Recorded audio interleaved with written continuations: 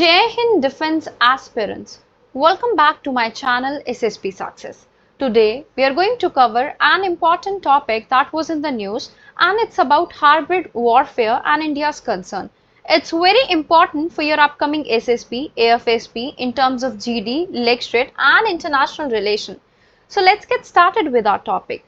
So before moving ahead, I would like to do a request to you people.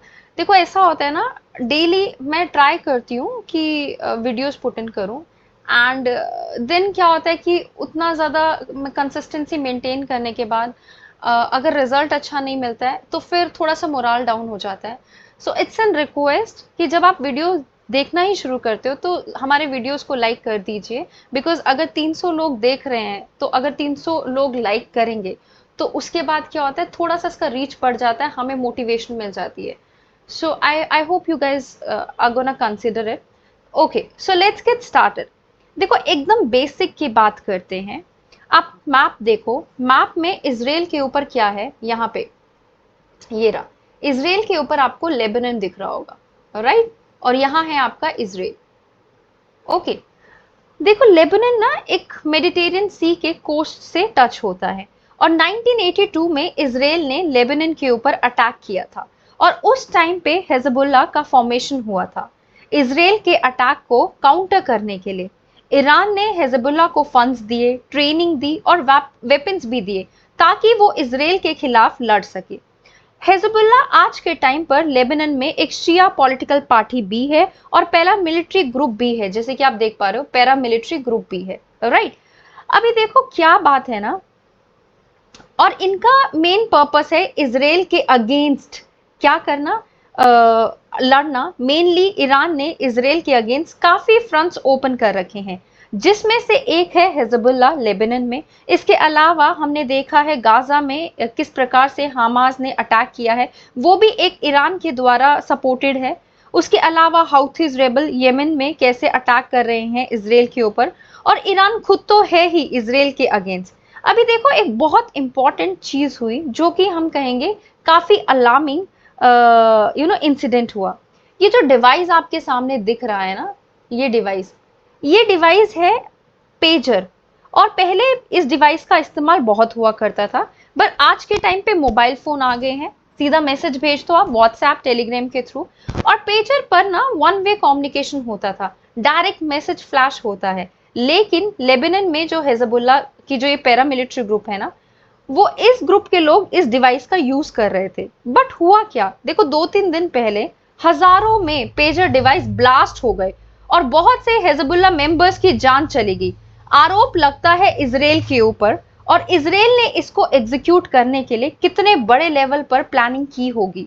सबसे पहले monitoring की कि कैसे हिजबुल्लाह के ग्रुप कम्युनिकेशन करते हैं. जब उनको पता चला वो पेजर का इस्तेमाल करते हैं तो इन्होंने एक शेल कंपनी का जाल बिछाया और हिजबुल्लाह को अप्रोच किया.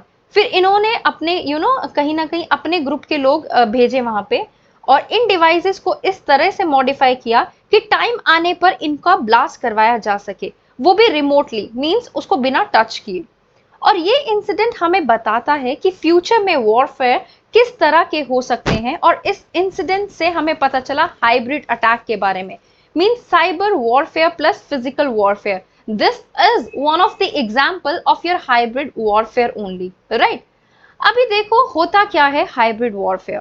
ये टर्म को कॉइन किया गया था 21 सेंचुरी में, जो एक नई तरीके के कॉन्फ्लिक्ट को दर्शाता है, जिसमें कन्वेंशनल जो हमारे नॉर्मल मिलिट्री ऑपरेशंस है वो अनकन्वेंशनल, मींस जो अभी वाले अटैक्स है जैसे साइबर के फॉर्म में, उनके साथ एक ब्लेंड होता है. ये काफी कॉम्प्लेक्स स्ट्रैटेजी है जिसका एम होता है क्या, मतलब इनके पास एबिलिटी होती है कि वो इफेक्टिवली रिस्पॉन्ड कर सके. अभी हम अंडरस्टैंड करते हैं हाइब्रिड वॉरफेयर को कैसे. इसको हाइब्रिड वॉरफेयर को कैरेक्टराइज किया गया है मल्टी डोमेन ऑपरेशन के थ्रू. मींस इसमें साइमल्टेनियस ऑपरेशन होता है मल्टीपल डोमेन्स में, जिसमें फिजिकल, इंफॉर्मेशनल, साइबर. जैसे कि हमने देखा कि फिजिकल फॉर्म में भी हार्म पहुंचाया, कम्युनिकेशन वे में भी हार्म पहुंचा रहे हैं. नॉन एट्रीब्यूशन, अटैकर्स क्या करते हैं, अपनी आइडेंटिटी को छुपा के ब्लेम डाल देते हैं. तीसरा, इंफॉर्मेशन को मैनिपुलेट करना, प्रोपेगेंडा, फेक न्यूज, डिसइंफॉर्मेशन को यूज करके पब्लिक के ओपिनियंस को चेंज करना और उनके ट्रस्ट को अंडरमाइन करना। Cyber attacks, critical infrastructure, government system, financial institution पर अटैक करना। Next we have is subversion, means internal opposition group को सपोर्ट करके गवर्नमेंट को डिस्टेबलाइज करना। इंडिया के कंसर्न क्या है? देखो, इंडिया ना वास्ट जोग्राफिकल एरिया है, डाइवर्स पॉपुलेशन है, और हम पर्टिकुलरली वल्नरेबल है because of our population and our other things. किसके? हाइब्रिड वॉरफेयर को। क्या की कंसर्न्स है? सबसे पहला हमारा बॉर्डर डिस्प्यूट। इंडिया शेयर करता है बॉर्डर अराउंड 8 कंट्रीज के साथ, राइट? चाइना एंड पाकिस्तान के साथ हमारी 2 वे वॉर है जिसमें टेरिटोरियल डिस्प्यूट्स है। हाइब्रिड वॉरफेयर को यूज करके ऐसे टेंशंस को और खींचा जा सकता है और हमारे बॉर्डर रीजन को डिस्टेबलाइज किया जा सकता है। सेकंड है साइबर सिक्योरिटी के थ्रेट। इंडिया ग्रो कर रही है अपना डिजिटल इंफ्रास्ट्रक्चर, जो कि जिसकी वजह से वो प्राइम टारगेट बन रही है साइबर अटैक के लिए, जो कि डिस्टर्ब कर सकती है इसेंशियल सर्विसेज, स्टील कर सकती है सेंसिटिव डेटा और नेशनल सिक्योरिटी को अंडरमाइन कर सकती है। Next we have information warfare. देखो, फॉरेन पावर्स जो है इस इंफॉर्मेशन को यूज करके वो मैनिपुलेट करेगी पब्लिक के ओपिनियन को इंडिया में और अंडरमाइन करेगी गवर्नमेंट के लेजिटिमेसी को। Next we have is economic disruption. देखो, हाइब्रिड वॉरफेयर टैक्टिक्स को ना यूज किया जा सकता है इंडिया की इकोनॉमी को डिस्टर्ब करने के लिए और क्रिटिकल इंफ्रास्ट्रक्चर को टारगेट करने के लिए, हमारे सप्लाई चेन को डिस्टर्ब करने के लिए और फाइनेंशियल इंस्टीट्यूशन को डिस्टर्ब करने के लिए। इंडिया कैसे इस चीज को रिस्पॉन्ड कर सकती है? सबसे पहला चीज है स्ट्रेंथनिंग साइबर सिक्योरिटी। अगर हमने साइबर सिक्योरिटी में के इंफ्रास्ट्रक्चर में इन्वेस्ट किया, ट्रेनिंग पर्सनल्स में इन्वेस्ट किया, देन साइबर डिफेंस कैपेबिलिटीज को डेवलप किया। Second is information warfare defence. Promote किया डिजिटल लिटरेसी को, काउंटर किया डिसइंफॉर्मेशन को और मीडिया लिटरेसी को इंप्रूव किया। Apart from that we have military modernisation, that means upgrading military forces so that हम एनहांस कर सके अपने कैपेबिलिटीज को in a hybrid warfare environment. Next is diplomatic engagement. देखो, स्ट्रॉन्ग रिलेशनशिप बिल्ड करना दूसरे कंट्रीज के साथ ताकि हम फॉरेन इंटरफेरेंस को काउंटर कर सके और रीजनल स्टेबिलिटी को प्रमोट कर सके। नाउ कंक्लूजन की बात कर लेते हैं। देखो, हाइब्रिड वॉरफेयर एक सिग्निफिकेंट चैलेंज पोज करता है इंडिया की सिक्योरिटी एंड स्टेबिलिटी को।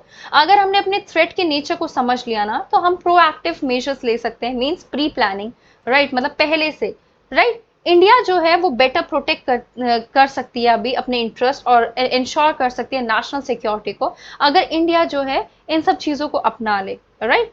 So guys, that was all. I hope you like the video. If you like it, do like it, share it and subscribe our YouTube channel SSP Success. Your likes and comments motivate us to make more and more videos on time. Thank you everyone. Thank you so much.